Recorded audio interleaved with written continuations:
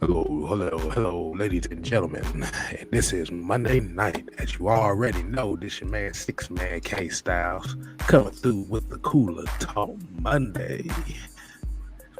The debonair, the abstract, the beautiful people. How y'all doing? And I'm here with my man, the mad scientist, bad, my sports,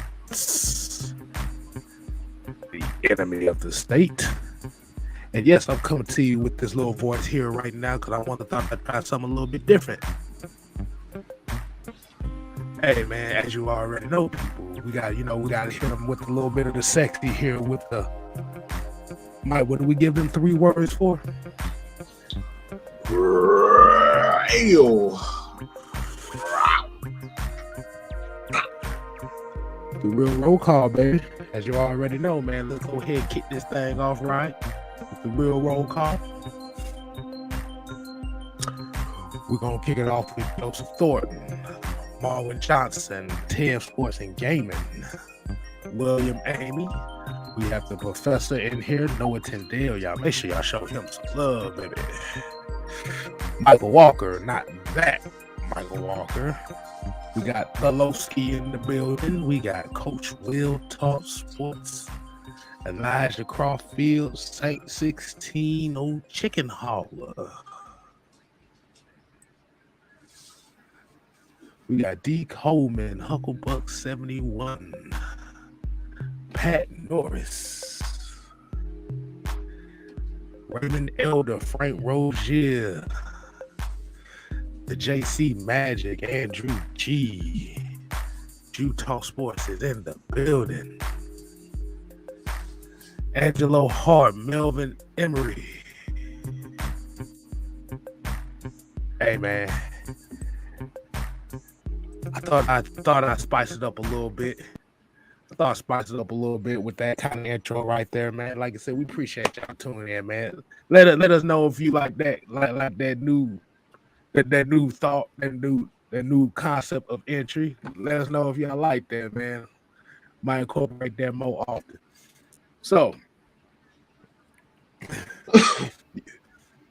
yeah, I like that, Joseph Thornton. We're gonna call that's called the Chocolate Dreams production intro of Six Man K Styles.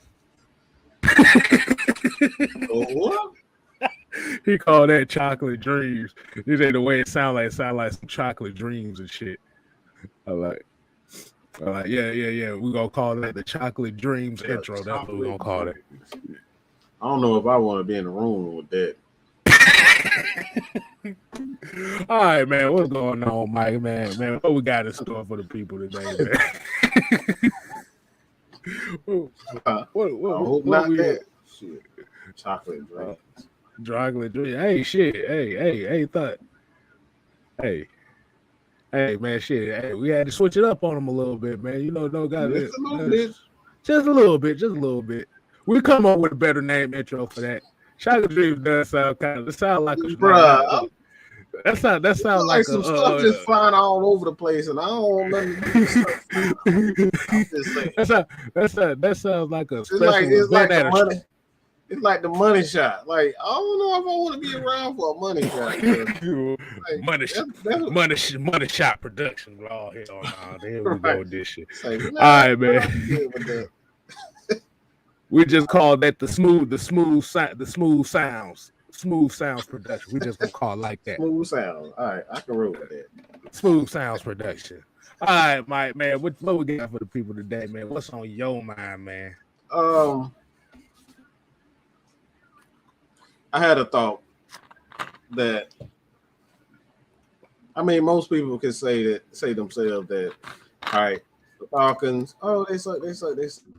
We rebuild. Something that I wouldn't necessarily call a rebuild. A rebuild takes quite some time. We're talking about at least 2 to 3 years to kind of like tear everything apart. And I'm talking about rebuilds happen fast. Like, we're talking about tearing everything from the team president all the way down to the water boy. Like that's what rebuilds are to me. So I don't classify this as a rebuild. Like I said, it's more of a retool if you ask me, and a change of culture, what we need. So a lot of people think to themselves like, what's the strength of this team? And I took a deep look, and without questioning my mind, I can say that this secondary is obviously the best unit on the team. I know you got guys like AJ Terrell, Casey Hayward, Isaiah Oliver when he's healthy. I think Darren Hall. You got the young bucks like D Alford, um, and you got quite a few other guys like that that's really hungry for a spot. So it's like the secondary, as far as the safety is concerned. You got a young Richie Grant that's looking to make his mark. I think Jalen Hawkins is another guy that a lot of people aren't paying much attention to. And, Dean Harlow, I think I always get his first name. I hope I got his name right. But Dean Marlowe. Dean Marlowe. All right, his name Dean. All right, I got it right. But you got Eric. He's there. We did not bring back Duron Harmon. Damn, that was real. Them blood is real close. Dean Harlow and Duron Harmon. That's weird how that sound. But yeah, when you look at this team, man, I think the strength of this team right now is the secondary, the most talented, and I think the most experienced. I like me personally, I believe it's the secondary. What you think?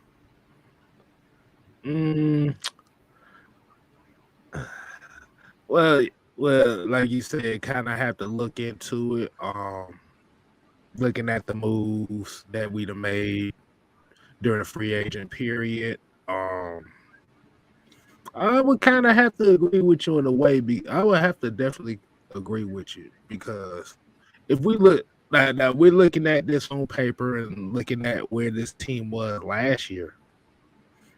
Like you said, you've essentially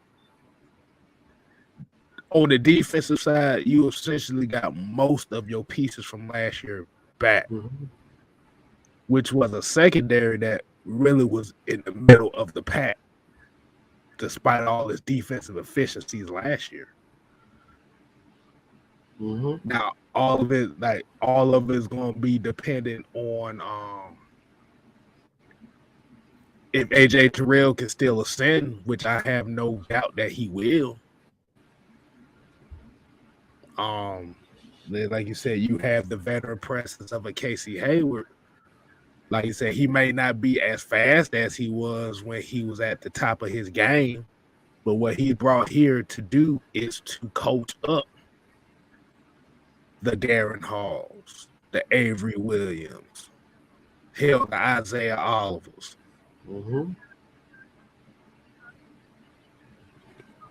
And then as we go and looking at the secondary, I think they have such a good faith in Jalen Hawkins and Richie Grant right now. With I can kind of see those two kind of being the starters this year. Well, they're going to give Richie Grant the opportunity to earn the starting spot this year. Right. Because they did bring back Eric Harris, so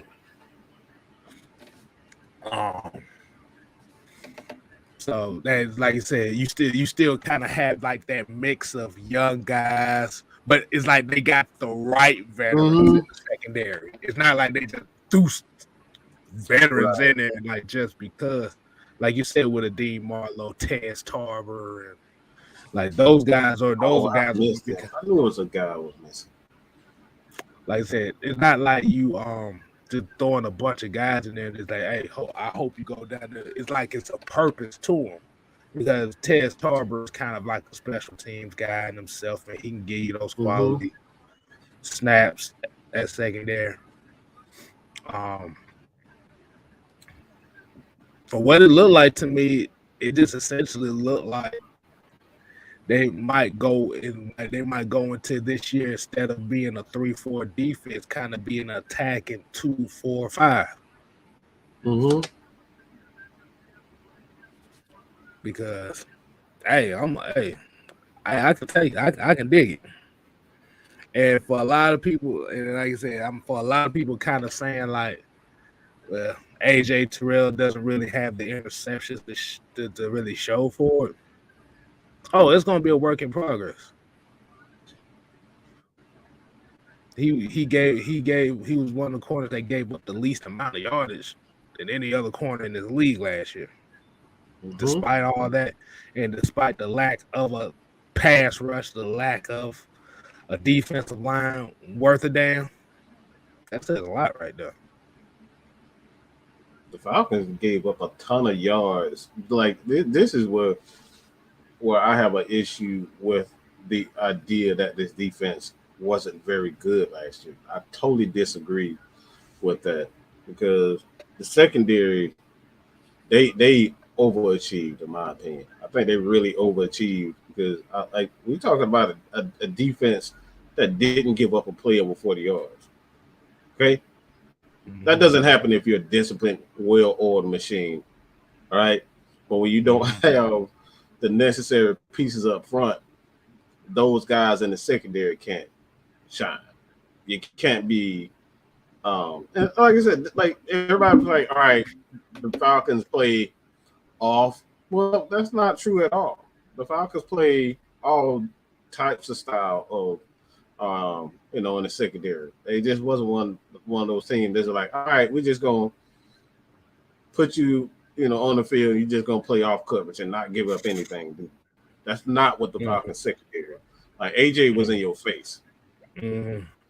AJ Terrell was in your face. We know Isaiah Oliver. He's another one of those guys. He likes to be aggressive, and like he wants to be in your face and smack you around. Like this is what these guys want to do. But the only issue, and I said this in the live yesterday, is that people don't give a damn if you're not getting interceptions. If you're not getting those big plays, you're not getting those fumble recoveries, you're not, taking to the house for a pick six. I mean, they seem to forget you like a certain number 45 in this team right now. A certain number 45. Anybody know what I'm talking about? Mm-hmm. And we ain't talking pick sixes. Everybody forget who you are. Yeah, that seems to happen when you're not getting those big plays. Okay, so I'll come down to it. We always focus on the small, intricate details of football, and this is what matters in football. You can get pick sixes. You can get pick sixes all you want to, but if you're giving up 4 touchdowns in the season, what good is that one pick six? It's just flashy. If you're giving up a ton of big plays, yeah, it's just flashy. Falcons weren't giving up a ton of big plays on the defensive side of the ball. The only issue was they just could not get any pressure whatsoever. They couldn't get any pressure. Man. Yeah, you kind of answered what I was about to ask as well, because I was about to ask it, do we, like I said, is it the fact that we sometimes, and like I said, I'm not throwing anybody's name under the bus, but I'm just saying as us as the average football fan, do some of us kind of take those big plays into consideration, how good somebody is, outside of looking at those little things that happen? Like I said, we didn't really get a lot of interceptions from everybody, and like I said, as much as everybody talked about how bad AJ Terrell didn't really get as many interceptions, I don't really like. Well, I ain't gonna say I don't hear that. I don't hear a lot of that smoke for Eric Harris, who was known for dropping a whole bunch of interceptions last year. Right. We had opportunities. We had opportunities. He dropped a lot of interceptions last year. Right. So that kind of, like I say, that also kind of played a part in some of the games. how they ended up winning some of the games we lost.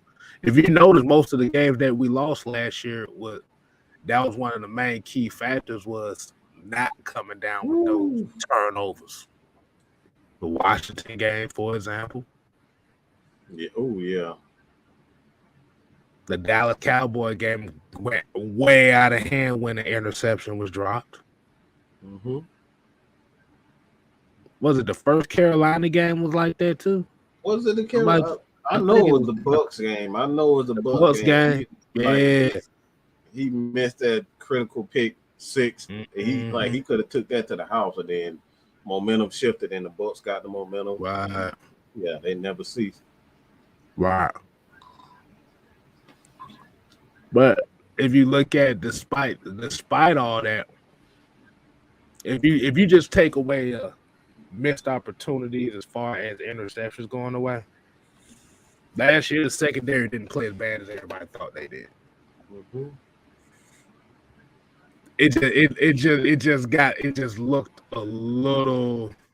It just looked weaker when Isaiah Oliver went down. Mm-hmm. So they had to change on the fly right there because Isaiah Oliver was such a huge contributing force on this defense. Oh, that's a good point. I forgot about that. Juke, the one with Debo forced fumble. Forced the fumble. Oh yeah, he damn sure did the very first play. Mm-hmm.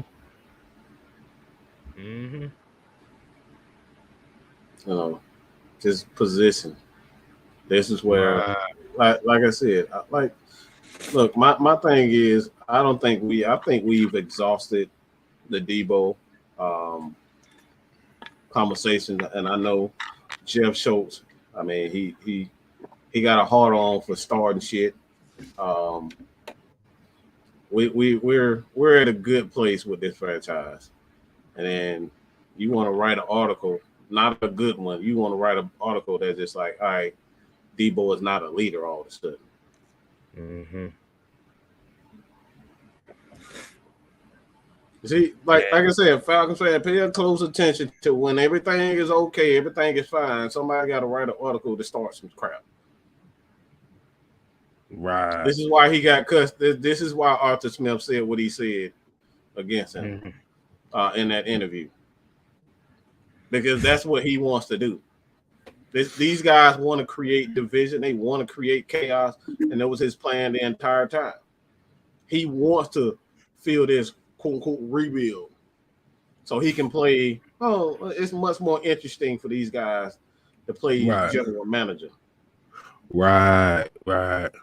And like OG Sam here, he said the run D suffered the most when Isaiah Oliver went down, and you saw it.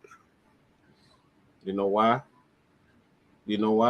I talked about this when we did our breakdown. So when we do these special breakdowns on players, we talked about this with Isaiah Oliver in the secondary and having that slot corner that you have to have that slot corner in DP's defense to set the edge. A lot of times it's not the edge setter, like the typical prototypical edge guy that sets the edge in this defense. A lot of the time it's our corner.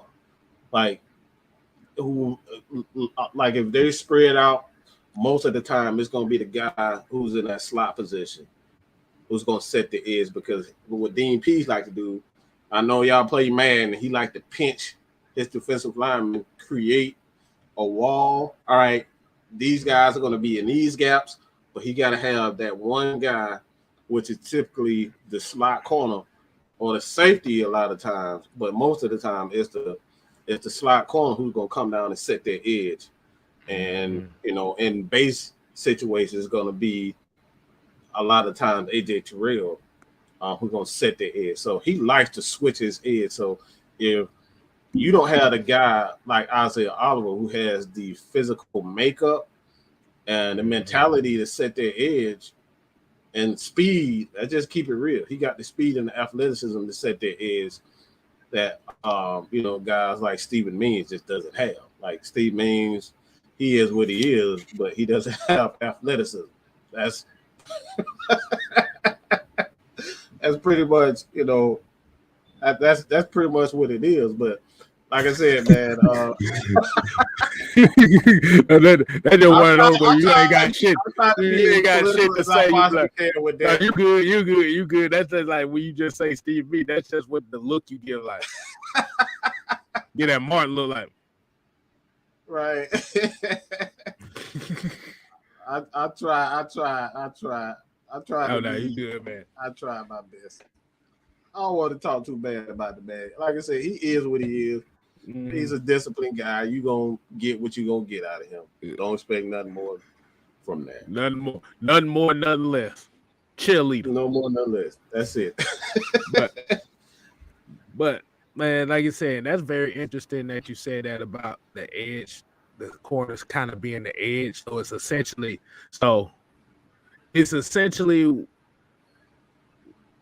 it's really a 2-3. It could critically be a 2-3-6 when you think about it, or whatever. I mean, because like I said, you'll see sometimes where, and I know there's a lot of people like when Isaiah Oliver was playing in the games last year, and I'm gonna use this for example. I'm gonna use the Giants game last year. If you kind of paid attention to how their defense looked, Isaiah Oliver is essentially what he's essentially a cover linebacker when you think about it. Yeah, he's basically a cover linebacker, or what you would say a third edge rusher out there. But his responsibilities is to rove around in the middle of that field. So it's kind of like his responsibilities interchange depending on what the play is. So he could essentially be the third middle linebacker, or he can be the wide edge rusher.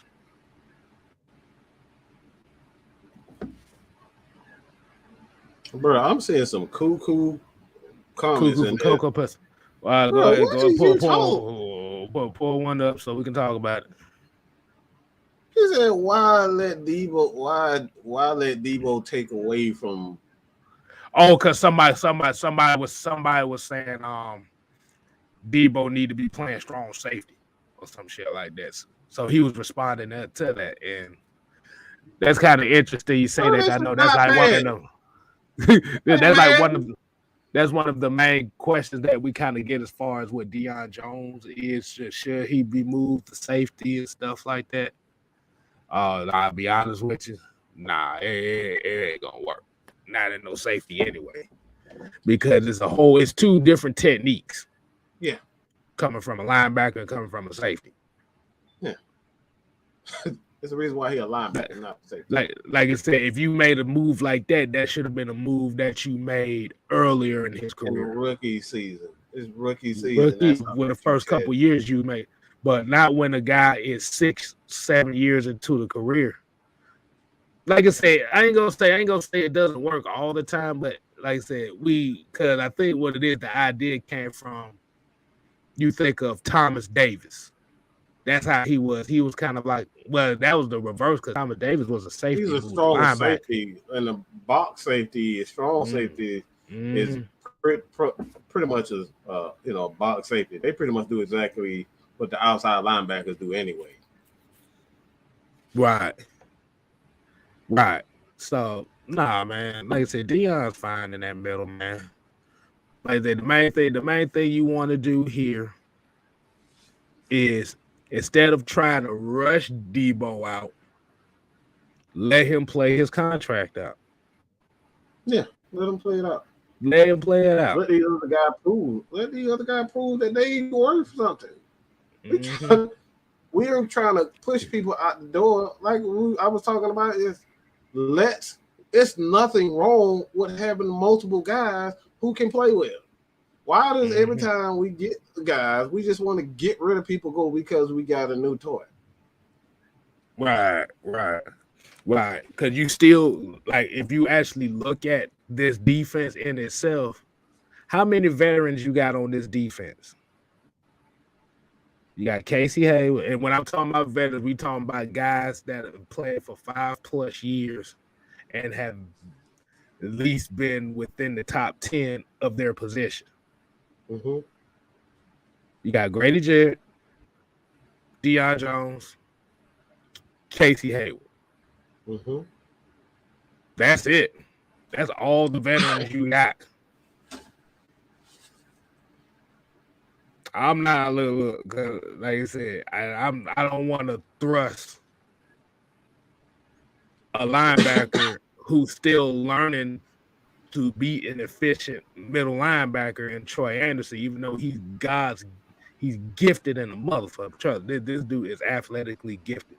Mm-hmm. Even Deion Jones ain't got this type of athleticism he got. But you still need a teacher.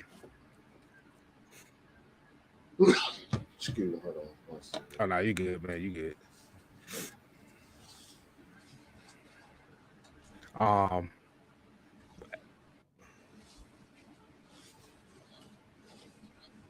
But let's see that's what the we got. problem I have too, man. But everybody else stacking talent, but we want to get rid of talent. Like literally everybody, like you see Dallas, they up here trying to get like 4 or 5 good receivers, but soon as we get a new toy, we want to get rid of everything. It's kind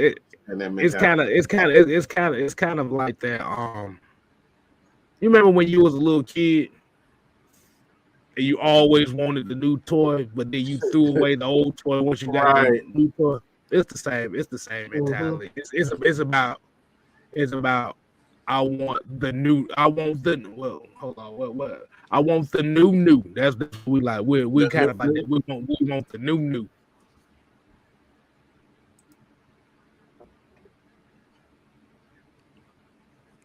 Yeah. I think one of your boys is in here. We ain't gonna give him no attention today. No attention whatsoever. No attention. He got ample opportunities every Friday night, nowhere to be found. But and I forgot about Vincent Taylor. Yeah. Like I said, you still got veterans, and that's the main thing you want. You want as many. Now, here's the issue that nobody's really talking about with the Deion Jones thing. I'm mad we talking about Deion Jones right now because this ain't about Deion Jones. What if Deion Jones had one of those years again? What's going to be the talking point after that?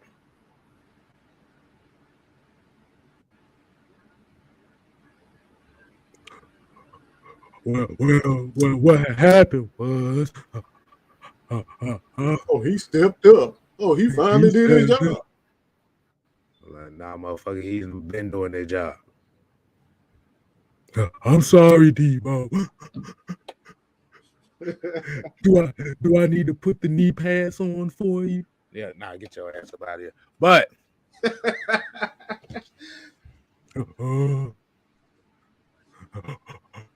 my name is such and such.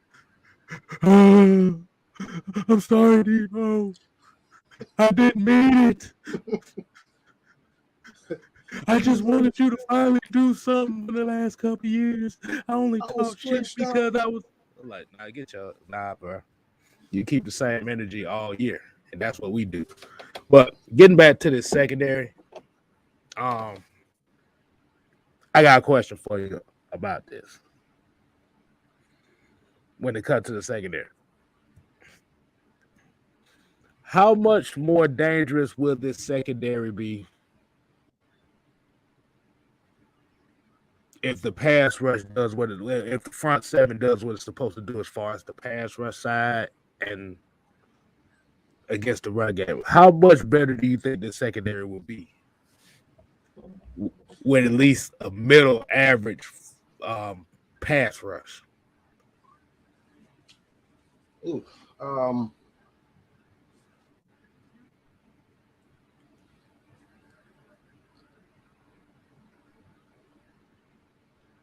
I think that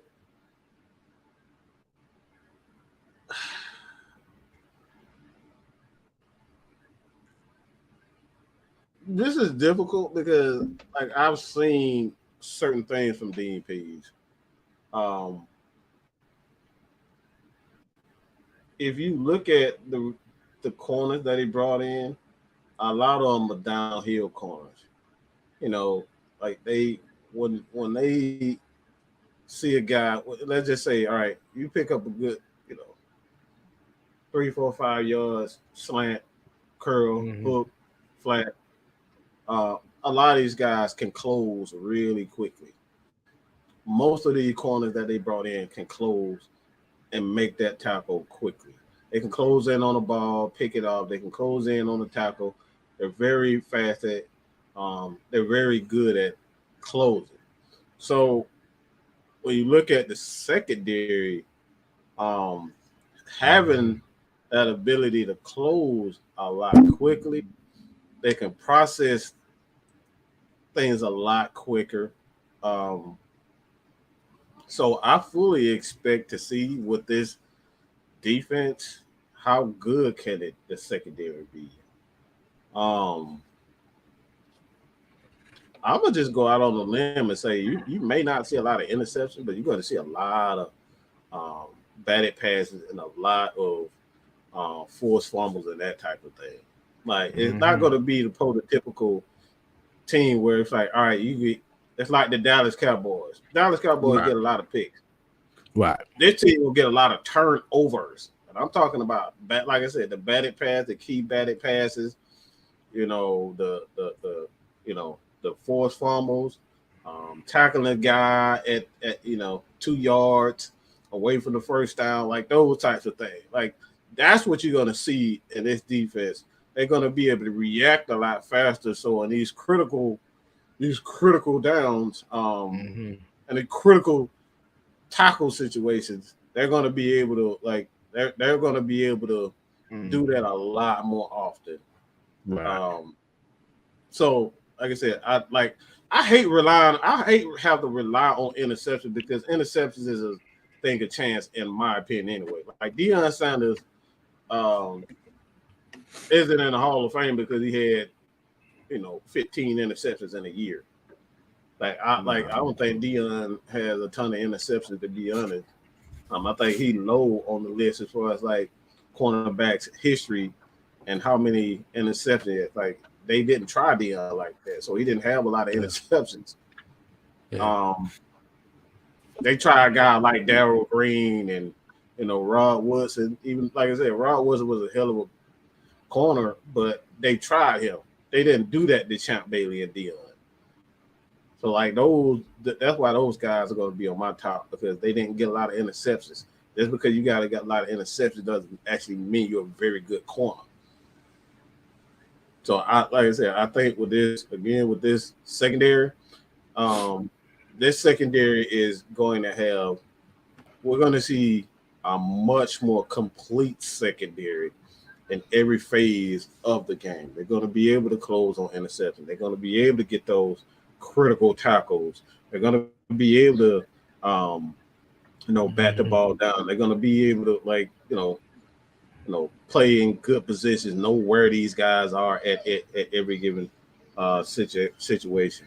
So I think that's more of what you're going to see. And that probably bores the living shit out of people just saying that because everybody want to see the big play and the interceptions and the pick six. I don't think you're going to see that with the Falcons. Right. Yeah, because I'm just kind of looking back at Deion Sanders' numbers. I think he averaged like 3-4 interceptions a year. About at least three interceptions a year. So that really isn't a lot by standards of like basing everything on interceptions. Like I said, the corners job is not really to get interceptions. That's just the icing on the cake. But the main thing you have to be able to do is just to prevent the wide receivers from having a big ass game on you. And Tony, and I wanted to highlight this comment again. He was like, Tony Wright said, seems like the 70s. Yeah, I mean, he said he reiterated said the 71%. Nah, it's the 77% now. is that once Matt Ryan was trading out target, Deion Jones is the new whipping boy to complain about. Yeah, I mean that is true. Yeah, it was great until they got it was great in Jared until they gave him that extension. Let's pick on somebody just to get rid of. That's all that shit down to. Yeah, it happens all the time. They gotta find a whipping boy. Now it's Deion. Right. And I see somebody said Southside here was like Nate Landman, and I had to kind of take a look at him too. Mm-hmm. He's a very intriguing guy as far as like for the young linebacking core that we do have. He is very intriguing to me because as high as I was on Darren Beavers coming out of Cincinnati, this guy's pretty much the same thing. Mm-hmm. He might be less of a cover guy than what Darren Beavers was, but I'm gonna say he's a thumper, and like I said, Nate Landman is somebody we all need to look at very seriously. Just because a guy goes undrafted does not mean he ain't gonna get no playing time. Right. He's another one of those bigger thumper-like linebackers. Let me say something real quick about, like I said, where the Falcons are right now, as it pertains to Deion. Real quick, just real quick with this. Deion won't be traded because he's a bad linebacker or a bad player. Deion's going to be traded or cut or whatever. They're going to be forced to make a move because of the money. That money, yeah, that money. That money. Yeah, that money. That's it. Yeah. This is all financial. Has nothing to do with because, like I said, we done did all the research.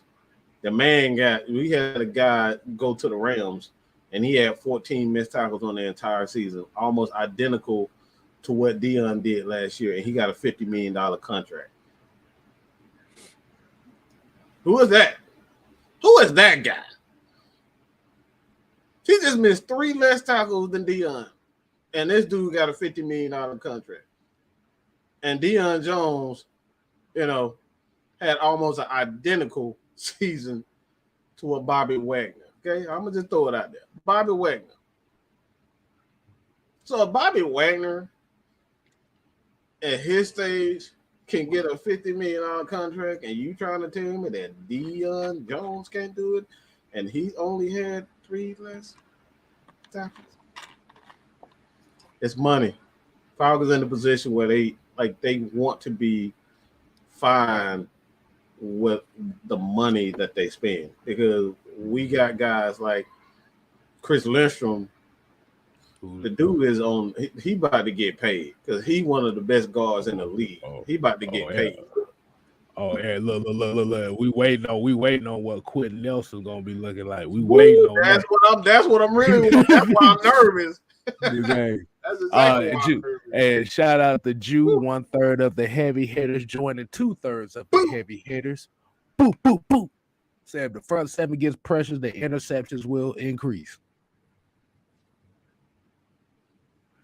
Hey, just like Drew's true statement here said, 3 to 4 interceptions a year is damn good. They are hard to come by. Right. Mm-hmm. Like I said, just because a guy doesn't get 6 or 7 does not mean he's having a bad year. Mm-hmm. The interceptions are like the Band-Aid that covers up the interceptions cover up things. You got a guy that can have 7, 8, 9 interceptions, but if you look at the tape and he getting shit, I'm just give you look at Trevon Diggs this past season. Yes, he had 11 interceptions, but did you really pay attention to his gameplay? He looked absolutely lost out there. Mm-hmm. That's a cover 3. All you have to do is play a zone. Mm-hmm. How the hell you get lost in a cover 3? Right. That's the most simplistic defensive scheme out there. Hey, let me tell y'all something, bro. We got a good little treat for y'all as well, man. As we already said, the unholy alliance is not going anywhere. We have one member of that unholy alliance ready to give his thoughts to y'all on what he want to say. You can call on time. Hold on, wait a minute.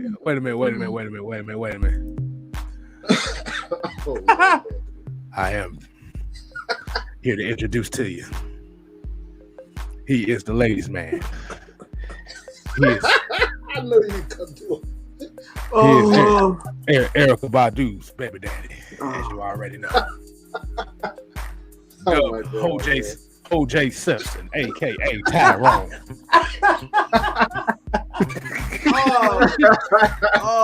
I knew it was coming. That was funny. OJ Simpson, I haven't heard that one. That was funny. You can call on Tyrone. What is up, y'all? What is up? How y'all doing tonight? Hey man, we good, God. man. Hey man, y'all don't know why I'm holding this teddy bear. If you can read the back, let me make sure y'all can read the back and read what it says. Wow. Yeah, when I say diehard fans, y'all, like, dog, I have the teddy bear slide. I'm a damn Atlanta fan, so y'all can't come to me about my Atlanta stuff. I got everything, bro. It's sad when I have teddy bears with Falcons and Atlanta stuff, and Georgia and all of this stuff. Like, bro, it's you should not doubt my fanhoodism.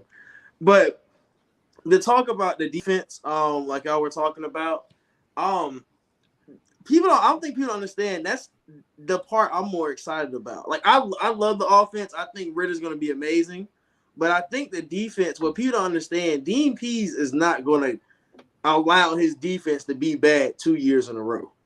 Right? It's not gonna happen. It's not going, and it really wasn't bad in pass last year. It was more run. We go and address the run this year. We go and get edge setters in free agency. You go and get AK, who is a strong edge setter. And we don't know if I'm not gonna say he's starting or anything, but we know he'll play a big role on this team. It's the same thing when you went and got Ogundeji last year. You went and got an edge setter. Because Ogundeji can still get to the passer, but what's one thing he's really elite at? You're not going to run the ball outside of him that much because he's going to make you cut it back inside.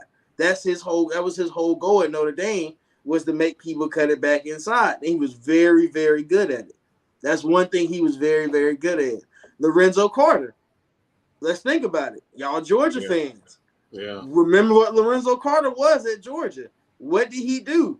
And K-Styles can speak on it because he ran that damn triple option.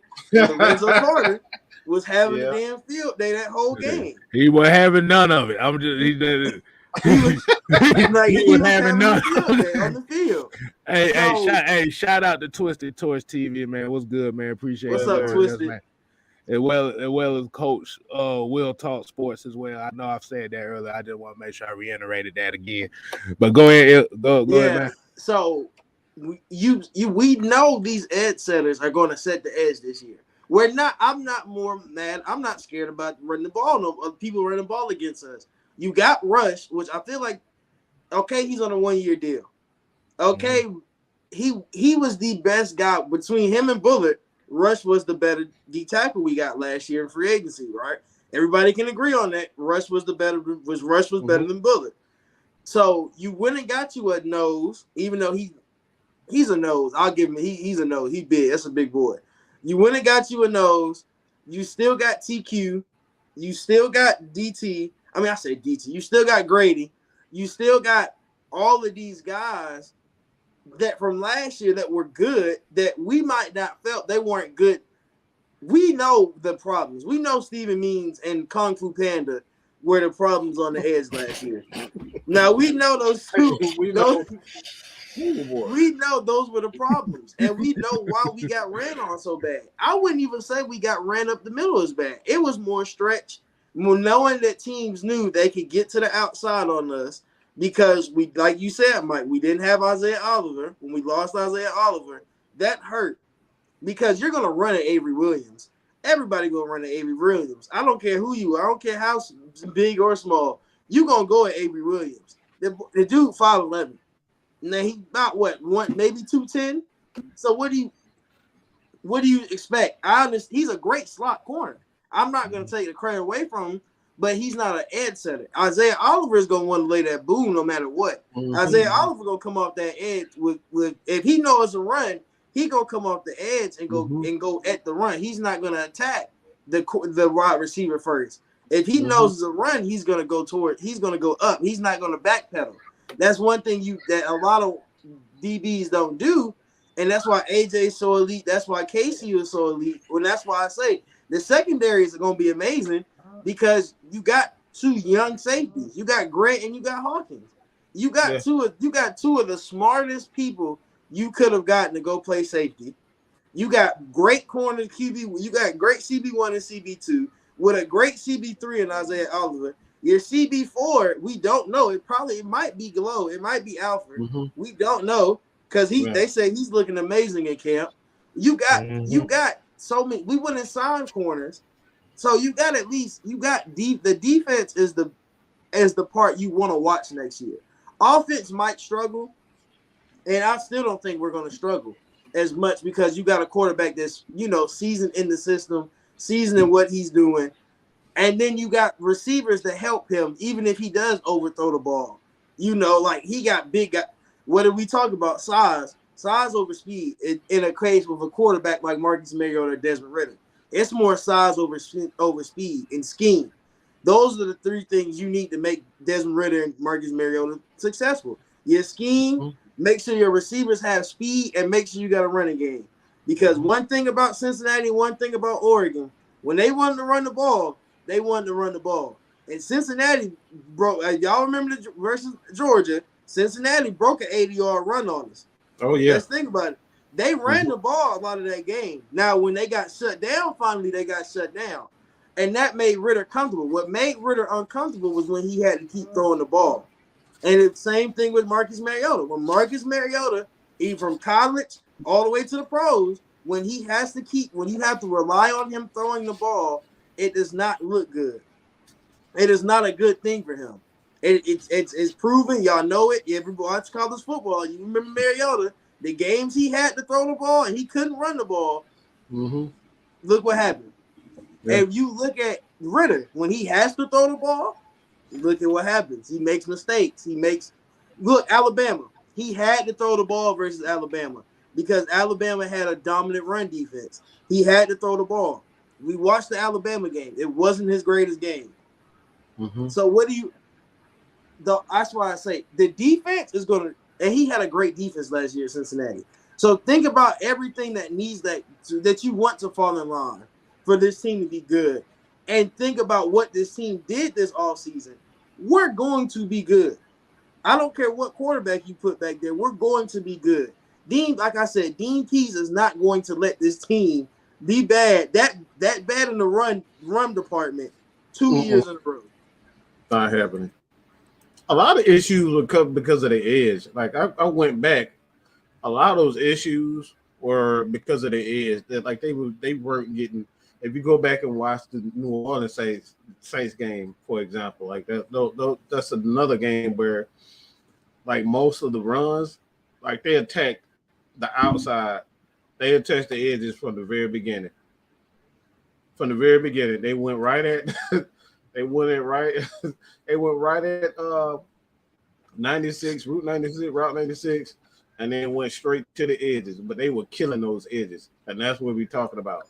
Gotta have the proper edges in order to in order to be successful in the league. You got to be able to set those edges properly. You got to have consistent pressure on the edges, whether it's a corner blitz, safety blitz, or just having good edge setters. You got to be able to rotate those because that's one thing in the NFL, especially with a lot of quarterbacks.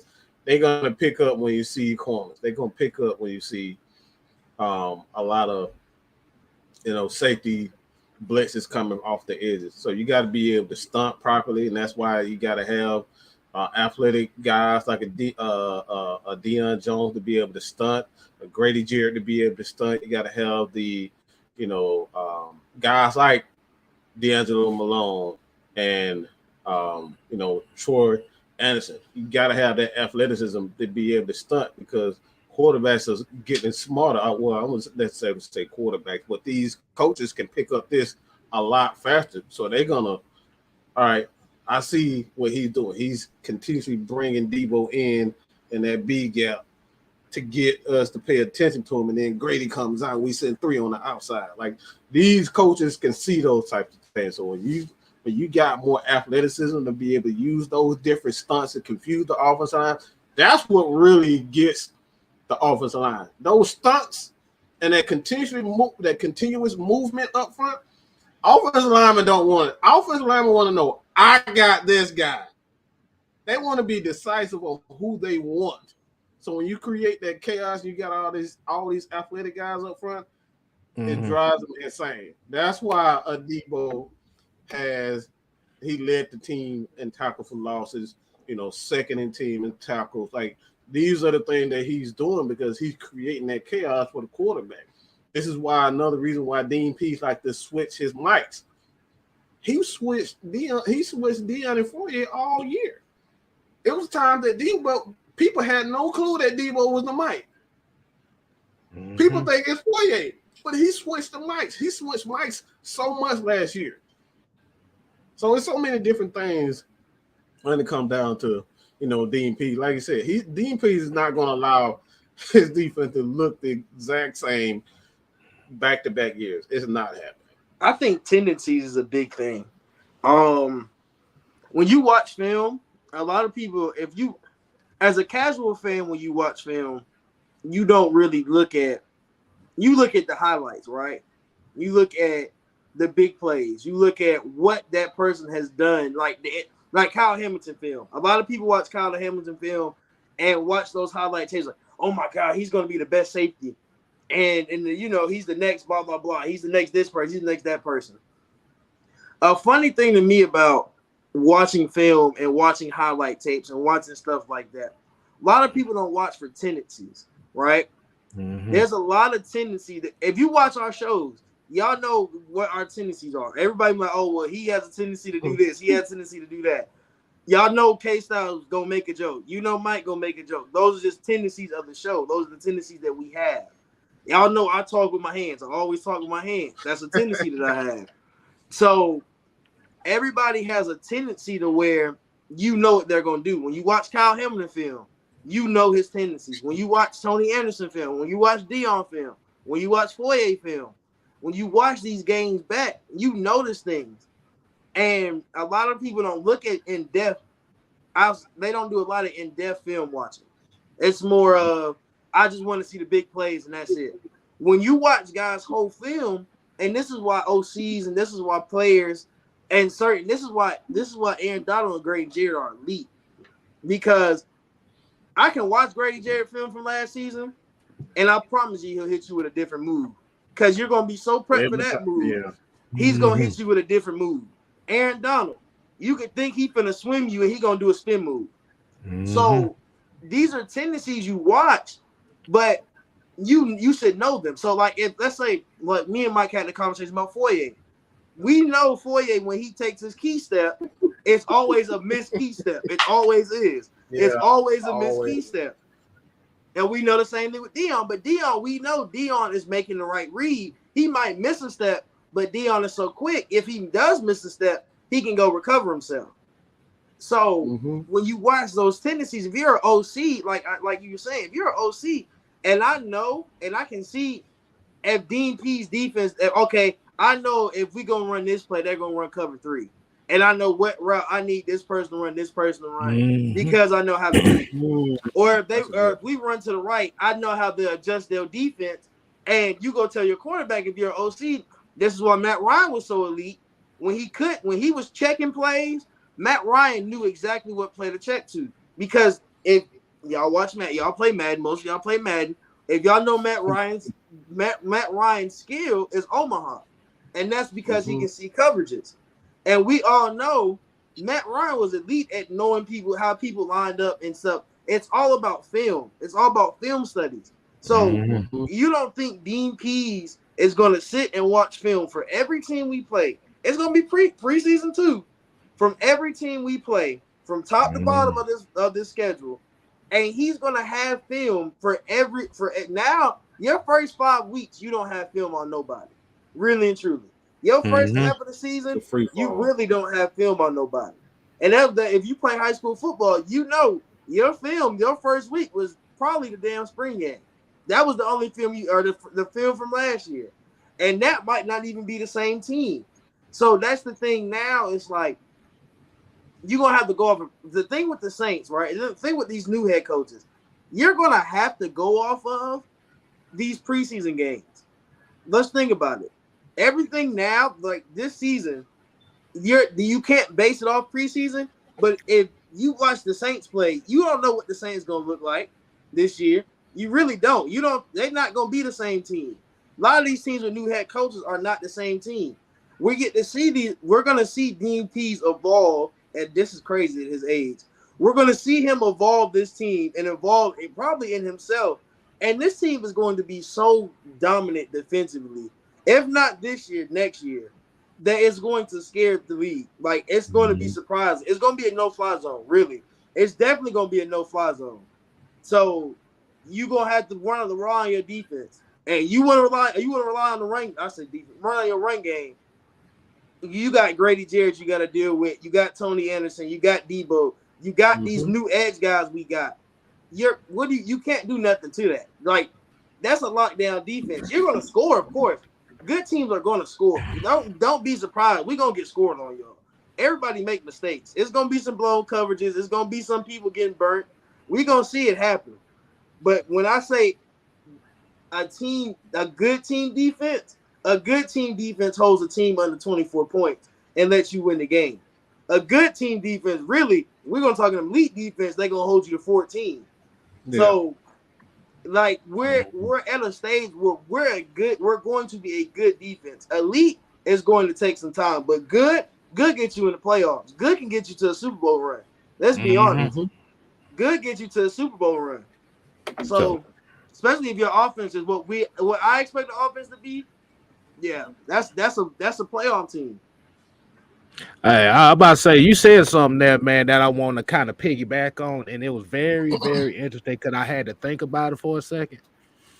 Yeah, the first point is about the watching the highlights compared to watching actual game footage for the tendencies. This is why I give y'all asses homework to tell y'all, okay, watch this game, and see what you see. This is why, damn it, I had the other point too. And this is why, if you look at how the Falcons drafted on defense this year and how they did in free agency, and it's kind of going back what Mike said as well. This is why you got a lot of defensive players this year that are really attack-minded. With the Ibiketti, with the Troy Anderson, D'Angelo Malone, Rashad Evans, Casey Hayward, like the D. Marlowe, like all these guys are very attack-heavy-minded players.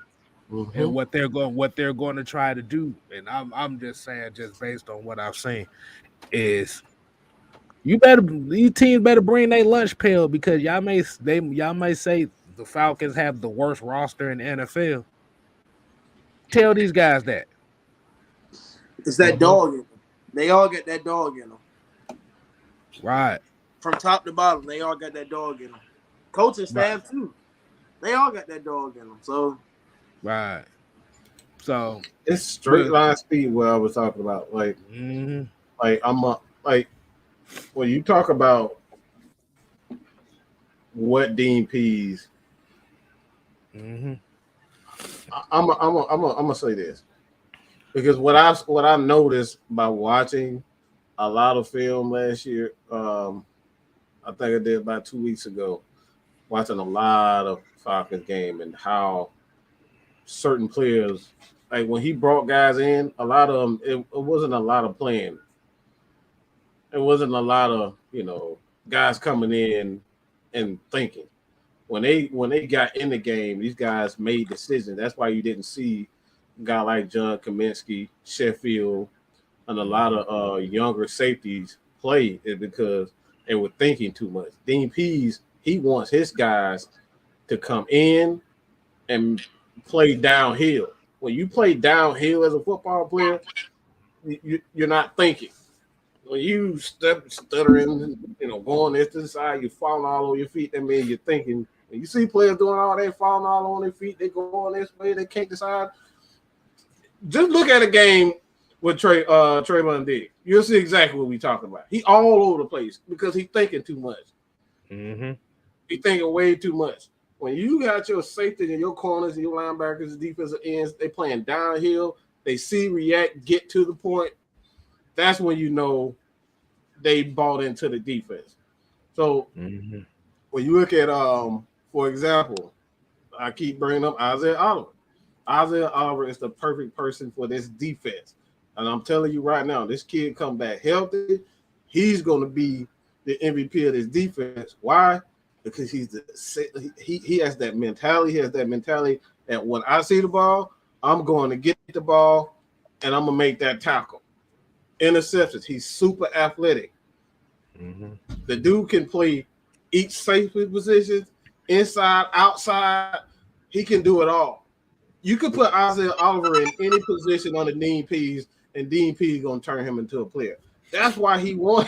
That's why he went out and got a Darren Hall. He's essentially he's everything that Isaiah Oliver is. If Isaiah Oliver doesn't regain that form, that's why we got Darren Hall. And it's gonna be really interesting. And it's going, like you said, it is all about building the depth. It's not so much as building a team full of the sexy names in free agency, all the players that you know, and getting all the Pro Bowlers and stuff like nah, bro, it ain't about that. That ain't what building depth is. Because if you're trying to get all those big name players like that on your team, that costs money.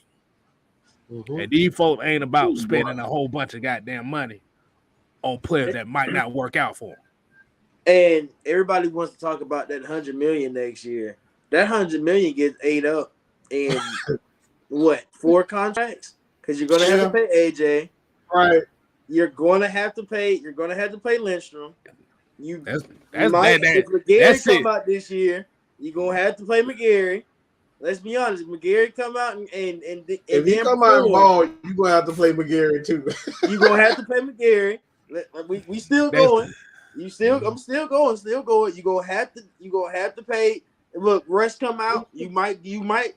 Rush might come out and be one of the most dominant nose tackles. We don't never know. You're gonna have to pay him. You're gonna have to pay everybody on these 1-year contracts coming in here to prove something. Let's think if McGarry don't make it, a Fetty right there. So you're gonna have to pay a Fetty. So you still got these guys that are 1 year. You got like Scott said, you got 1-year guys that are hungry to get contracts. This whole team, the ones that need contracts, a lot of these vets need contracts. They gonna come out here and ball. You don't think they gonna want? We got $100 million in cap. I wouldn't sign to a team that I knew didn't have money to sign me the next year. Let's be honest. I want stability. You're gonna come here, you're gonna get an apartment here, you're gonna get a condo here, you're gonna live here for a year, and then have to move out that condo the next year and go somewhere else. Let's think about it. A lot of players do it, but this team right here has $100 million in cap space the next year, and you can ball, and you think you can put up and it's put up or shut up. And you're gonna think you can get that contract. That $100 million, don't expect us to just go and spend $100 million on stars. We got in-house we gotta pay. Y'all, we said this about the Hawks. Everybody was talking about the Hawks last year with John Collins. Like, we got all this money. You gotta go in-house. We still gotta look, Hawks money. We still gotta pay DeAndre Hunter. We still gotta go and sign some of these guys to extensions. So no matter how much money you think you have, think about you got in-house first, and $100 million is a lot, but it's not a lot in football money. That's not signing you a whole football team no more. That can really turn into 2 players if you go and get 2 max players. If you do it the wrong way, it's 2 players. So, like look at what Jacksonville did last year. Jacksonville went out, this year, not last year, this year. Jacksonville went out and paid 4 guys outrageous amount of money that really, Foye might have been worth the contract they gave him. You went and got a receiver. He might be worth the contract you gave him. Who? What receiver was that? What would they go get? He said might. He might. Christian Kirk. Was it Kirk? Christian Kirk? Yeah, No, Christian Kirk. Arizona. Yeah, Christian Kirk. Oh, it was Christian. Yeah. It might be something. So why go spend that much money on these might be players? Yeah. And you could have stayed in-house and kept some of the guys you had, or go and get better talent for cheaper, right? We got $100 million. You think Terry's gonna use that $100 million unwisely? You got another thing coming. That money is getting spent in-house before it gets spent out of house. Right. So, like we are negating the obvious on why we say that. Remember, Terry Fontenot is a black GM. You know how black folk do with money. We frugal in a motherfucker. Yeah, we ain't lying though. But he done shown you. He's shown you he's not going to be just all out there spending money. Right. He shows you that. Even when he didn't have money, he still didn't go out there and try to go over the cap and go get players. He stayed right in the area he knew he had to stay in. Because the thing is, the thing is, it's good to have all that money, but if you spend all that money in 1 year, how good is it really if you got to waste all that money? Spending it on free agents, on signing free agents. Too. It affects the future. When you sign these people to the contract, this is why we are in the position we are now. Signing people to these big time contracts, and it affects the future. Because now we got to spend a first round pick on the position we don't necessarily need because like those guys didn't pan out. So now, all right, let's just say for instance, all right, we did the defensive end. We don't have a defensive end. Let's just say we don't have an edge guy. We don't have a Jonathan Abraham. Guess what? We're not going out. We let Johnny Abraham go, and we didn't necessarily have a plan for it. No backup, nothing behind him. And now we got to be forced for the next 3 years to try to make up for what we lacked at Johnny Abraham. That's what the issue was. They had no plan for these guys. So until you get a plan and people in place, you got 3 guys. You got 2 guys right now, 3 guys. Ogum Deji, you got AK, and you got Malone. Now there was a clear plan at edge. Now you're not forced to sit back and say, all right, I need to go out and spend, $30 million, $40 million on a Dante Fowler, because you actually got a plan at edge now. Well, that's the issue. Hold on. Like Keyshawn here said it best. Yeah. Like, look, pay your bills first, then buy that new car if you have anything left over. Yeah. That's perfect. Yeah. That's a perfect way of putting it. And perfect. People fall let's say Falcons fans, but I'll say all fans. Everybody falls in love with the shiny new toy, right? Everybody wants the shiny new toy. Everybody wants the hottest toy on the block. $100 million, that's not gonna get you the shiniest toy on the block, especially with this team, for what you gotta buy in your house. When y'all buy groceries, when you get paid, you buy your groceries, you buy what you need, you buy your kids food, you buy your kids snacks for school, you buy all of that. And whatever little money you got left over, that's your spending money. That's your spending money. And what we got to do, what Terry and Arthur got to do is sit down next offseason, be like, well, we exercise most. Did we do our 5th year options yet? I don't remember. I've been busy. Lindstrom had I think that's the only one. I think Lindstrom was the only one, right? Yeah. Mm-hmm. So everybody, I see y'all talking about Schaefer and all the guys in the in the comments. Schaefer's a great guard. Schaefer's a great tackle. I don't think Schaefer's gonna go to right tackle. That's what I don't think so either. I think Schaefer stays at guard. Now, the funny part about it is that if Schaefer stays at guard, and I saw somebody say this, now, just hear me. You got Mayfield sitting there that plays right tackle. You went and got a Fetty that plays right tackle, and you got Caleb McGarry. And you still got, I think what's his name from Appalachian State? Gossett. You still got Gossett. Yeah. So you got 4 guys that play right tackle. You got 3 guys that can play guard. Really, all linemen can play guard. Yeah. But you got 3 guys that you really want to play guard. If you're an online coach, when you sit there with first practice, I promise you, first practice, the first practice, he gonna go out there. He gonna say that his lineup is gonna be the same lineup from last year. He's gonna keep them guys in there. But I swear, if McGarry, I promise you, he mess up 2-3 times in practice. 2 or 3. I think that they'll give him 3. He messed up 3 times. If he get beat, look, we go to one on. This is the one for every drill he does. You mess up 1-on-1, that's 1. You mess up in team, that's 1. You mess up in inside, that's 1. That's 3 already. You mess up in line going to get food, that's another one. And whatever they gonna have him on, they're gonna have him on a strict plan. Because mind you, like we said, he lost weight. He didn't lose weight. He got more cut. Mm-hmm. He looks like a barbarian now. Now, you can look like that and you get on the field and still be garbage. Still be the worst lineman on the O-line. Right? Go ahead, Kid Style. Tony Mandarin. Yeah. Mike just took the words out my mouth. Look like he's a beast, bro. But you can have every look. Look, I look scared when I play football. I was huge. I was 300. I looked big. I played when I was at nose. I was big. The center was standing in front of me, and we were looking out of eye, and he like, "Oh, that's a big dude."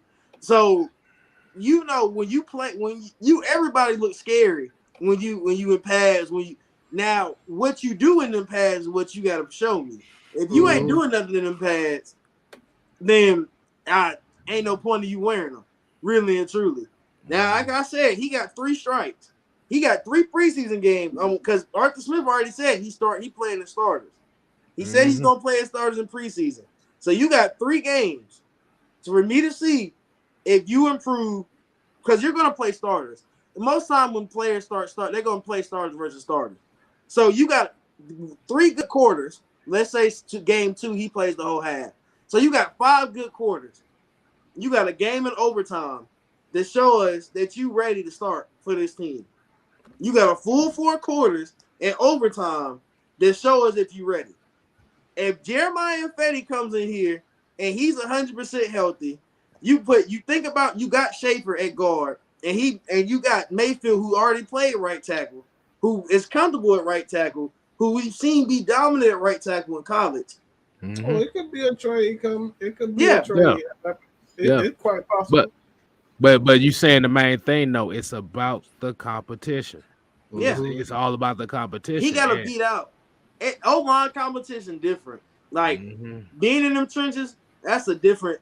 That's a different beast. That's a different beast right there. That's a different atmosphere, bro. And even in high school, like I love my O-line coach. He was the hardest coach I've had in my life. My O-line coach, at Jonesboro, hardest coach I've had in my life. But I promise you one thing: he made diamonds. He made sure that O-line, if our quarterback got sacked, go ahead, you run the lap when we get to practice, and whoever did it, you get the extra one. But he gonna make sure he was a crack down. He was gonna make sure. I don't think if I could think back of my freshman year, even though I didn't play, if I can think back on my freshman year, I don't think Coop got sacked, but maybe like 3 times all year, and that was because he ran out the pocket. Let's think about that. Our running back had almost like 1,200 yards that year. But what did I say? It's all about trench play. Like when you go to those drills, when you go to camp, pay attention to the O-line drills and watch what they do. When you watch these OTA videos, watch what those linemen do. Because everybody thinks it's just some easy job to play O-line. That's the hard. It is the hardest job on the field, in my eyes, to play center, to play quarterback, and to play left tackle. Those are the 3 hardest positions on the field. And that's 2 O-line positions. We don't really care. The guards, they just some big ugly men. Them the big uglies in the middle. Them 2 tackles, they got the 2 most responsibilities of any. They got the most responsibility of anybody on the field when it comes to offense. Y'all talk about, okay, this person and the quarterbacks. No, that front 5 is the most important people on that field. Your front 5 get hurt, just one person in your front 5 get hurt. That's gonna change your whole season outlook. They're gonna take the whole. It changed the whole team. Chemistry. It's all, and like you said, it's all about chemistry. If I know how to double team with one person, and then I gotta change that person beside me, and I gotta learn how to double team with him. I gotta learn how we get off the ball at the same time, how we get hit the hip, how he turned one dude out, and I'm supposed to get to the second level, and I gotta learn this in a week. Because my center just broke his leg. Let's think about it like this. My center just broke his leg. I'm a right guard. I'm Jalen Mayfield. I got to deal with me ever having – look, think about this. Mayfield had to go from Hennessy one game to Dome in the next. Or in middle of the game, really, sometimes it'd be middle of the game. He had to go from Dolman to Hennessy. Hennessy, Dolman. If you're a guard and you have to double team and run inside zone, that is the craziest – I don't blame Arthur Smith for nothing because he was trying stuff. But that is the craziest thing I've ever seen a coach do in the middle of the game is to change a center. That's the craziest thing I've seen. I can see you change a guard. I can see you change a tackle. But to change your center is wild. So next year, that O-line competition, this year, that O-line competition this summer, from OTAs to when we get to August, when we get to July, them boys fighting. They in the weight room fighting. They can be, and we can all be brothers. When we get on that field, I want your spot. No matter how much I love you, no matter how much I care for you, I want your spot because that's my spot, and I want my spot. And that's what it's gonna be. It's whoever's trying to get, go grab it. But I'm gonna tell y'all something. I see people saying corner is the hardest. Corner is a hard position to play because it's a hard position to play because you're 1-on-1 with somebody and you gotta use tendencies to figure out what he's doing. But playing on that offensive line, you're not looking at one person. You looking at 4 people, and you gotta know how to read and react on what they doing. Like when Tyrone Hill was talking about that chemistry on that offensive line where you got, and like I said, I'm gonna point it back to the 2016-17 Falcons. That offensive line wasn't great. It wasn't the best O-line on all the whole league at that time. They played all 16 games that year. They knew each other's tendencies from game 1 all the way to. And what changed the Super Bowl too is y'all remember Alex Mack got hurt, so it changed. He broke his leg, ankle. I think ankle. Yeah, and it changed that offensive line dramatically because at the center, you're essentially the quarterback's right-hand man as the center because you got to know how to point out protections and stuff for your guys next to you. Like, okay, look out for this guy. Okay, he's the Mike right there. Boom. Now the guard looking like, okay, that's the Mike. I know he's coming. Boom, boom, boom, boom, boom. You still gotta watch the stunt as well. Then if you got guys lined up in the A gap right in front of you or the B gap in front of you, you gotta worry about that guy. You gotta worry about the stunt coming around where you have to switch. Boom. That's where the chemistry comes with your next offensive line. Okay, I could pass him off to this guy and he got my back. Man, that's the man. I say, go what I don't know how to put it. I don't know how to really give y'all the true. Everybody says corner because the one-on-one, like you said, K-Star. Everybody says corner because of the one-on-one. Mhm. But mind you, most corners got help. What do they got? They got Safety help. Unless you in a man coverage, you got safety help, right? Now your safety might be dumb and forget about you, but you got safety help. Crazy. If you in a cover 3, if you in a cover 2, you got safety help. When you are O-line, if it's a 3-4 and you a center, that ball snap, you ain't got no help till your guard come over there and realize you need help. Right. If it's a 4-3, y'all got to guard 4 people and then pray nobody blitz because now you got 6 people coming at you. So you gotta have that discipline, man. It's a very disciplined, like I said. We call them the big uglies right there, but I always constitute this as a war tactic. As y'all heard, Chauncey always talk about. Now, my mindset is more of the art of war. When you're trying to take a city, when you at war with somebody, and you trying to take their city. And you're trying to siege their town, and you gotta siege that wall. You siege that wall. You gotta break that wall down. That wall is what the offensive line is for a city. That's what you want, because if you ain't got no wall in front of you, you ain't got no wall that's sturdy that can protect the people inside that city. It's easy pickings for the people that's attacking your guy. Your quarterback is the city. The offensive line is the wall protecting them. We got to have the mindset of that. And just on the defensive side, the linebackers are the city. The defensive line is the wall. You break that wall, it's done. Like I said, and I don't get no wrong.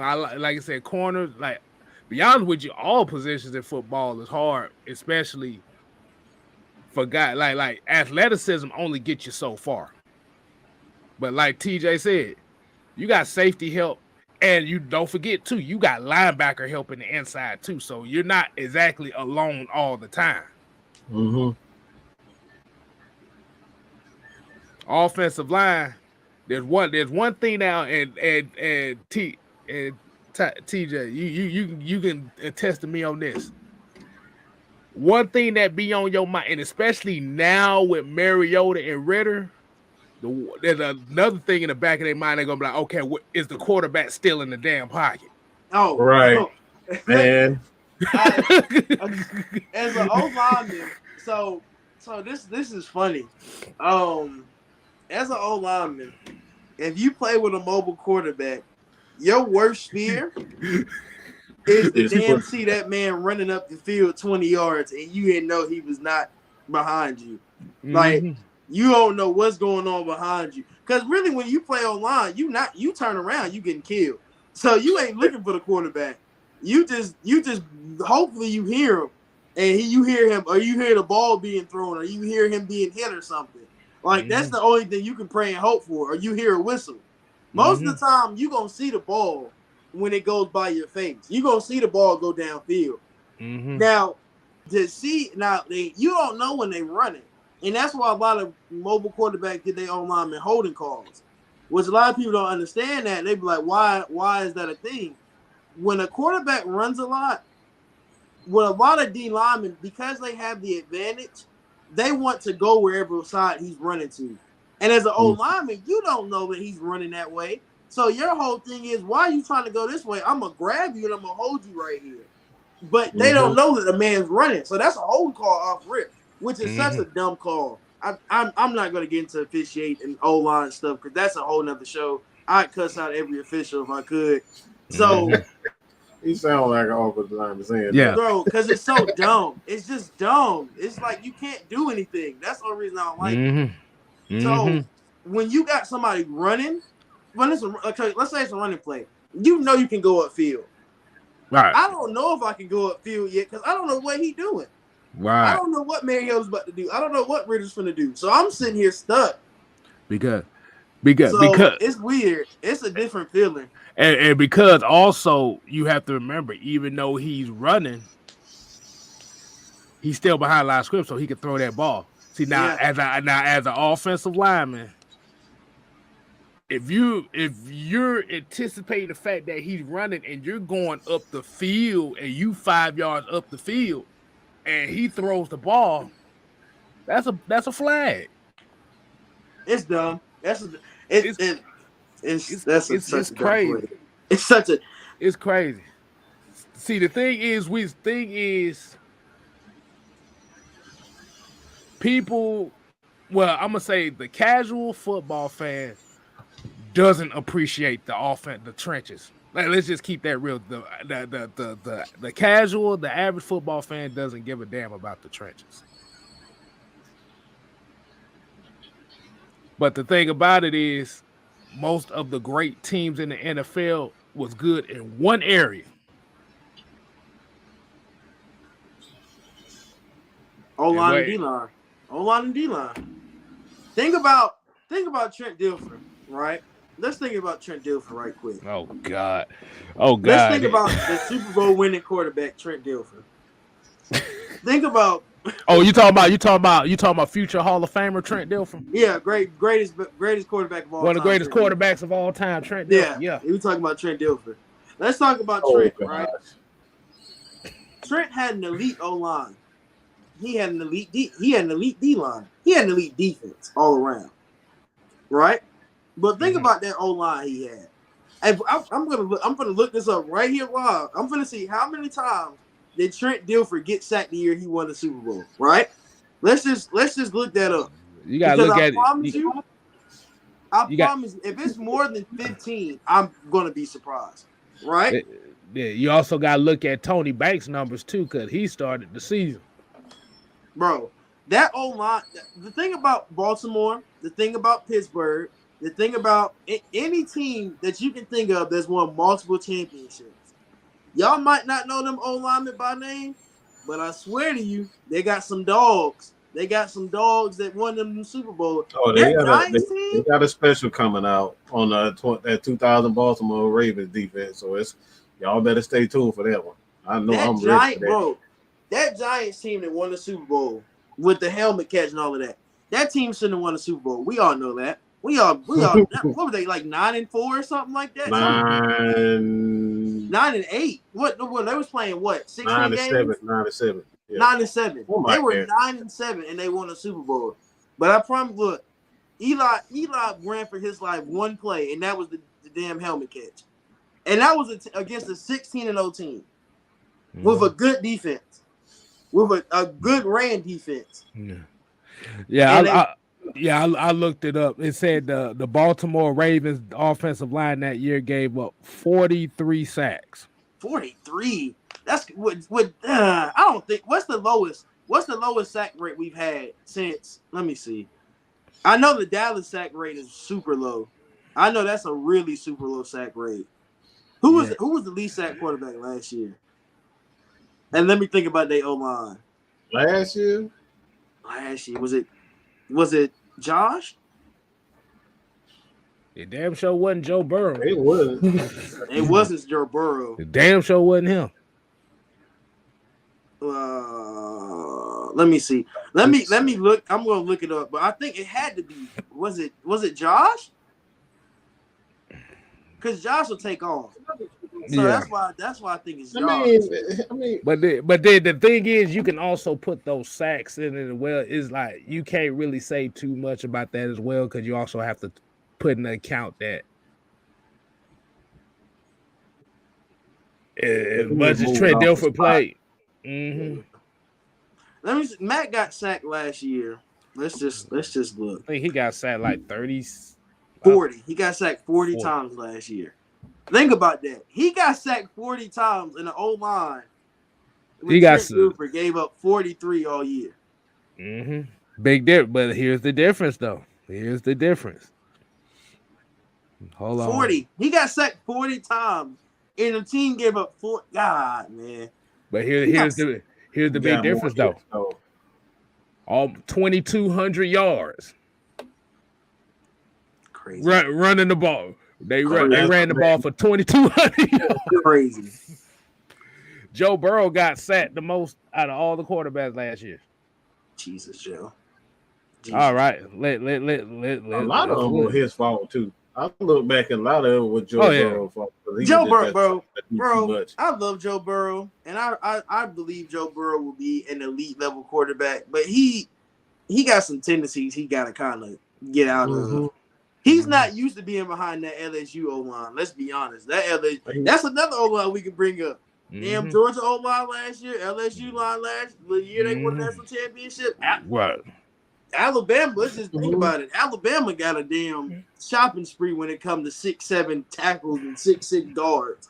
I mean, they in Alabama. What? That's all they can do. That's all they can do. 340 pounds. Bro, it's a kid right now. He's in the class of 2024, I think. I sent it to y'all. He's 6'7", 385 something. 385. Yeah, 385. Yeah. Like that makes no sense at 17 to be 6'7", 385. Bro. No. Yeah. 6'7", 385. Playing guard. Hold on, what was that dude name? Cause I remember I sent the video. Sent it, yeah. I sent the video. Well, it's another kid. Committed to Georgia. How big is Bear? Bear 6'6". Bear 6'6". Bear no. Bear 6'5". Bear 6'5", 340 something. He might gain. I think he's gonna gain some weight because he got that shoulder injury. So he probably gained some weight in rehab and just eating and not working out. So, but he's still huge. He's like JD. He's really just a baby JD. You gotta think he still is. I don't think most people understand college football players really aren't fully grown when they get to football. Like, they grow some more. They haven't grown yet. They get some of them get height, some of them get bigger, some of them get smaller. A lot of them get taller. I've seen a lot of them get taller. Stetson didn't get that, but he just a little midget, so that wasn't gonna happen for him. But I don't even want to talk about him. Friday was enough for me. I hope ATM ain't in the comments because I know he's talking about, that was a national championship quarterback. I don't want to hear it. He's still not. He's still not. Look, he's gonna get a statue outside of Georgia. We already know it. He's gonna get a statue. Man, he almost curly-headed kid holding the trophy. Keep it real. Good. That man almost gave the game away. I don't know, throwing a fumble. I like throwing the ball in. Bro, that fumble was. We ain't gonna talk about it. That was the dumbest play. And I don't even really think it was a fumble. I really think he threw it, and they counted it as a. That was a throw, bro. I don't know what he was thinking. That's a whole nother show. Yeah, that's a Stetson Bennett special we gonna talk about. That's the Stetson Bennett special. Yeah. The offensive lineman we was talking about in high school name is Breon Ramsey Brooks. Yeah, just look that name up. Breon Ramsey Brooks. It's a kid that's getting recruited by FAMU, class of 2026. Mind you, he's a freshman. Class of 2026. He's 6'3", 225. He runs like a 4.3, 4.4 40, and he's like 14, 15. Mm-hmm. What are they feeding kids, bro? Like, he's 6'3" already. Bruh, there was a guy 3 years ago. There was a guy 2-3 years ago, and his dude name was hold on, I just saw it too. I just saw his name. I forgot his name. His name was it was like 3 years ago. His name was like John Cron. Hold on. John Cron. Dude was 7 foot, 440 pound offensive lineman, bro. Yeah. like he slimmed down to 6'10", 3. He slimmed down to 390. Yeah. Like, let's think about it. Like, the thing about old linemen, like they're considered, we consider ourselves the gladiators on the team, right? Everybody else considered that. I'm not gonna call them what we call them. Those are the other guys on the team. We'll put it like that. We the guys that get hit 24/7, right? So we put it like we the gladiators. We the heart and soul of the team. D-line and O-line, well, you know what we do? And we at the end of the day, we can fight all day. We can be at one-on-ones. and cuss each other out and talk shit the whole time. But one thing we know, when we get in that locker room, who we sitting by? We sitting right by them guys. Those are the guys, when we go eat the pregame meal, those are the guys you sit by. Those are your brothers. No matter what side you play on, those are your brothers, because iron sharpens iron. So you got to think, like, we getting O-line. So the average DN, right, in my experience, average DN is a power forward in basketball, in high school basketball. So that's what, 6'6"? D'Angelo Malone is what, 6'4", 6'5"? About So 6'4". he's in that range. He's like a small shooting guard. They use really in high school 6'6", you playing like power forward. But you know, that's like a shooting guard now in the NBA, shooting guard, small forward. That's your average DN. Your average tackle is a point guard. He's probably like 6'3", 6'4". So now how the game has evolved for old linemen, my tackle got to be 7 foot. My tackle got to be 6'7". And he's got to be 350 can play online because he got a run block. But I need 350. I need 6'7" in length. I need his legs when he kick step. His kick step gonna be 10 miles back. So you got to think you gonna have to beat me inside. If you gonna go versus that dude, you can't beat me to the outside unless I'm slow. That's why Neil was so elite, and that's why he went top. Would he go top 5? That's why he went top 5, because he's that big and he can move that fast. I think people think you see a 5. If you see a lineman run like a 5'1", oh, he's slow. He's not fast. A 5'1", bro. My fastest 40 was a 5'4", and that was at my lightest. And that was me at 240. And this people 240 running 4.3s now. So imagine that. And I was playing DN. So mind you, I wasn't like zooming down the field. That's O-line speed. That's what O-linemen run. They run a 5 to a 5'4". Now, when you get to the sub 5s and you start running 4.9s and 4.8 in O-line, those the O-linemen, those the them fast and furious O-linemen Dan Quinn was talking about, but he didn't know which ones to go get. So you go get those guys. You go and get those 4.8 guys. Don't use that word again. Don't. Fast and furious. It's like I feel like people, like, we going to the we talking about speed. People see speed. Everything is athleticism. Everything is athleticism. Cares. It's not about speed. It's athleticism. It's how fast he can do that 3-cone drill. It's how fast he can do that kick step. It's how fast in one-on-ones, if he got a guy that's 6'6", 220 coming off the edge, can he block him? Can he not get beat outside? That's what it is. And people don't know that. Cause that was a reason why when Usain Bolt tried out for the Cardinals and it didn't work out, because he was just fast in the 40 time. Ain't got nothing else. Ain't got nothing else. Mentality. It's the mentality about football. Like I said, man, like, you can get on the field and you can run a 4.2 in the combine, but when you get on the field and then you got these guys around you, all of them run the same, mentally you're not as mentally strong when it comes down to like players around them. Like, let's just say, all right, we see a guy coming at you, you got to catch a ball, you got to run, you got to hold on to the ball. A lot of that speed goes away because mentally you're not there because you're thinking about this person, so you're not you're not as confident running a 4.2 on a football field versus running in a combine.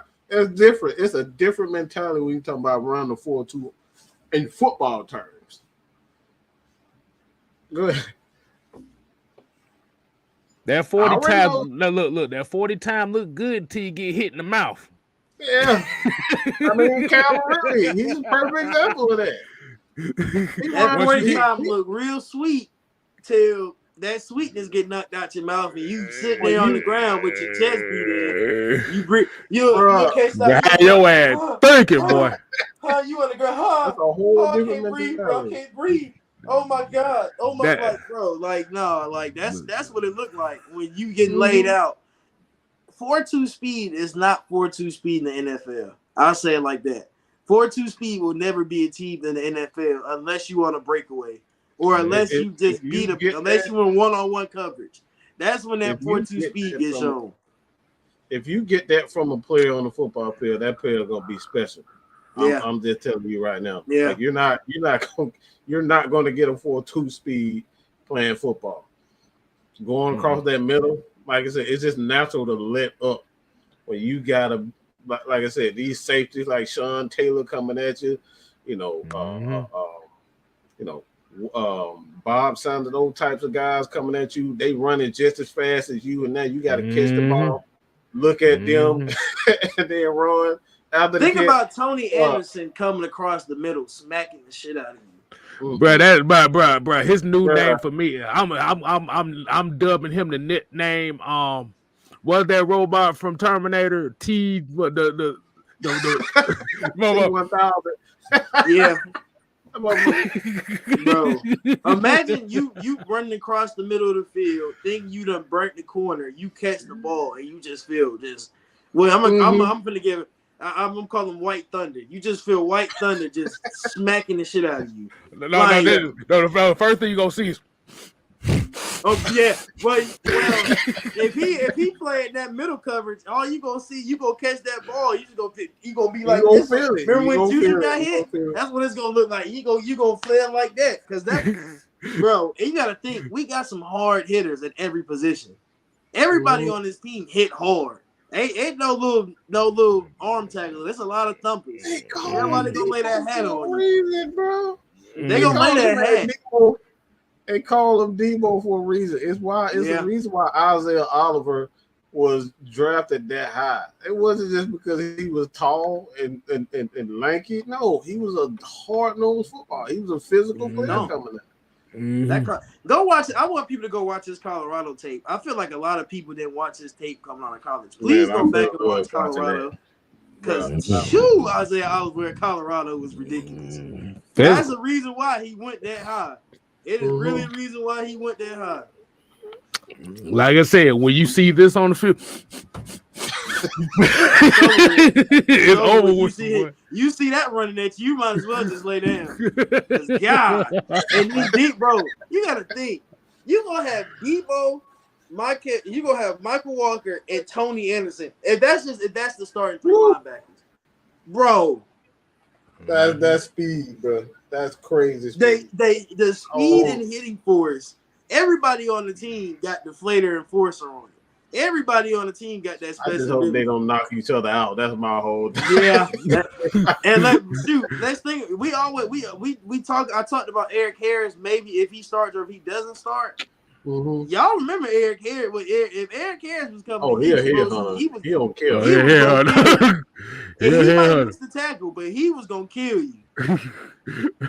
That's why he tore his shoulder up. But that's a whole other story. But he gonna kill you. I watched Eric Harris versus Washington in person, and I promise you, people complained about him so much last year.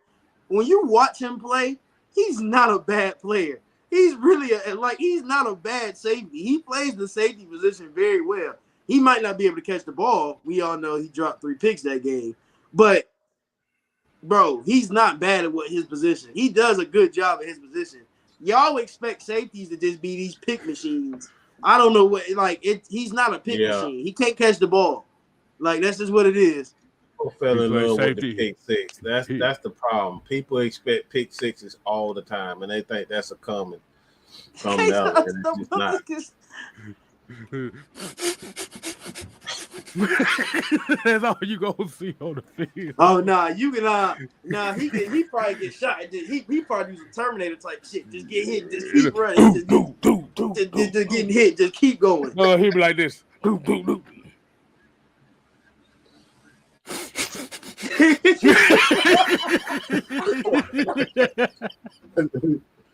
Well, let's go ahead and wind this thing down for the night, man. Yeah, that was a good conversation tonight, man.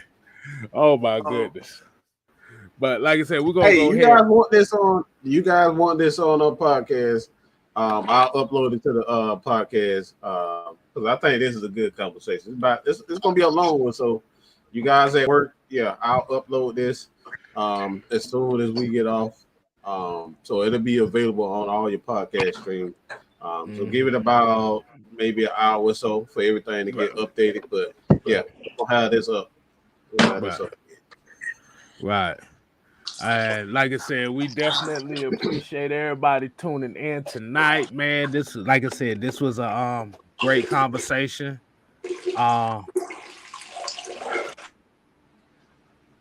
And definitely continue to support not only Mad Mike Sports on the road to 10K, but your boy 6-Man K Styles. You think I should do the intro? Do you think I should do the intro? Go ahead.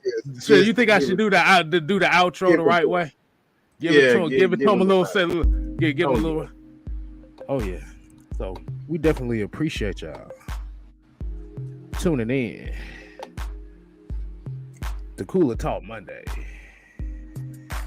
Look here, baby. Ooh. Continue to support Mad Mike Sports on the road to 10K. Hit the like button. Subscribe. It's free. As well as 6-Man K Styles on the road to 1K. Hit that subscribe button. Hit the like button. It's free. And also, you can definitely call on Tyrone. Oh, we'll cut it down a little bit. Oh, You could definitely call on Tyrone at Feline Sports Podcast. yeah. Oh yeah. Hey, let me do my announcement, okay? I'm gonna do it real smooth, real soft. Go ahead, do it with the music on, man. So, y'all know we've been talking about HBCU football lately. You know, I had to choose a team to cover. I had to choose one. And with, you know, if we're gonna do hat day, I had 3 hats in front of me. I had Grambling, I had FAMU, and I had Jackson State, right? Being that I live in Tallahassee, being that, you know, my family's from Florida, I got family in Florida, I had to do it, y'all. I want to welcome y'all to FAMU Central. This is my new podcast. Gotta have a hat on. Make sure y'all see the hat. That is my new podcast, y'all. I've been teasing it a little bit. Yeah. So I chose the home team. I chose the local team. So follow me on Twitter at FAMU_Central. I will start posting stuff on YouTube. The YouTube channel is FAMU Central. If you see it, it's a little orange and green mic, and it say FAMU Central on it in the little in the profile picture. You know, Rattler or die. Go Rattlers. That's all I gotta say. And as you see, we support the HBCUs as well, baby. So we come down with it. So until next time, we ain't here to play. We here to stay. You ain't gotta go home. Mike, you got Mike on mute, but you gotta get the hell up out of here, y'all. You gotta get the hell up out of here. Mad Mike, 6-Man, Tyrone in the building on deck. What you gotta say, Mike? We ain't gotta go home, but what? You gotta get the hell up out of here. Ooh, yeah. Deuces.